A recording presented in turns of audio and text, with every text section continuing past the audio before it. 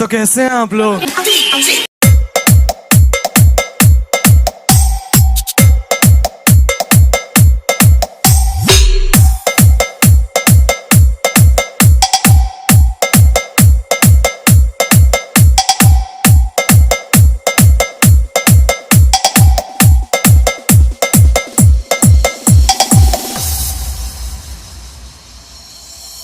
बेटा, पतली कमर है तेरी, इसे लचका कर दे।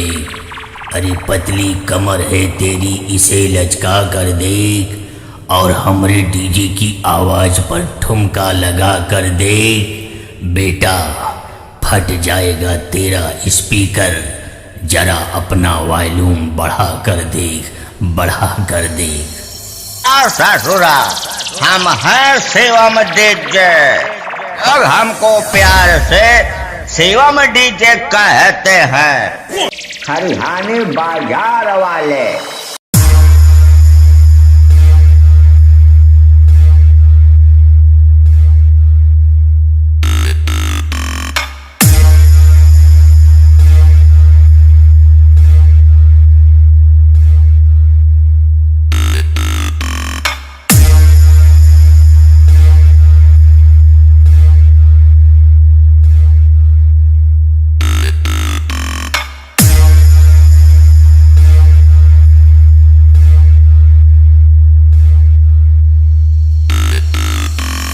कसबे मांगता सारे, मांग मांग के लैया यह तब इतना उछारा चाहा। सुन, अरे मंगनी के देवा पे इतना गुमान, अरे इतना गुमान, जब आपन बजौब्या तो कितना गुमान मंगता हवा। डीजे बंद करा, डीजे बंद करा बेटवा, सुना गारी, डीजे बंद करा। ससुरा, हम हैं सेवा में डीजे, और हमको प्यार से सेवा में डीजे कहते हैं। हरियाणी बाजार वाले।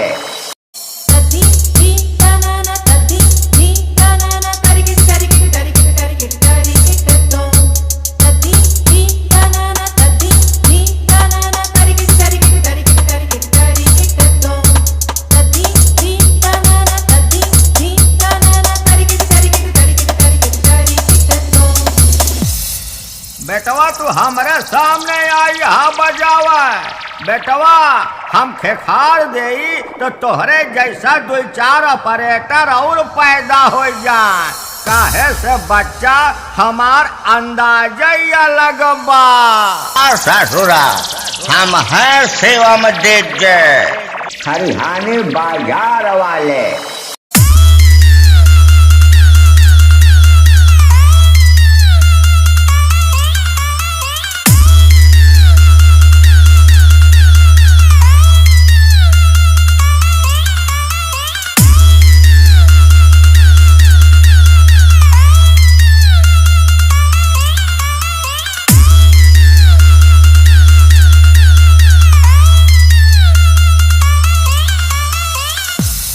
अरे है निमरुआ सारे, ते कहा बेलगगरी की तरह है के ओह के ढन गाता। कंपटीशन कराइया यहाँ तो कंपटीशन करा। कुकुरवन की तरह है कि ओह के लुकुर लुकुर ना कर बच्चा। मो मो मो। और हमको प्यार से सेवा में डीजे कहते हैं। हरियाणी बाजार वाले।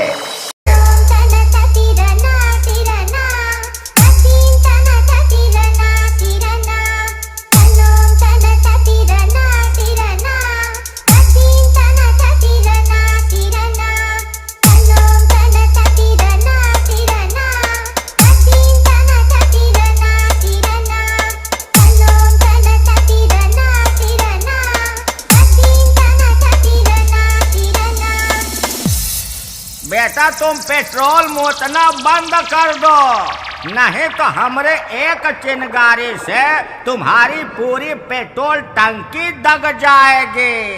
और जब तू चिथड़ा चिथड़ा हो जावा बेटवा, तो तुहार मेहरिया तोहरे ऑपरेटर संग भाग जाएगी। तब का कर सारे निरहू। अब हमको प्यार से सेवा में डीजे कहते हैं हरियाणी बाजार वाले।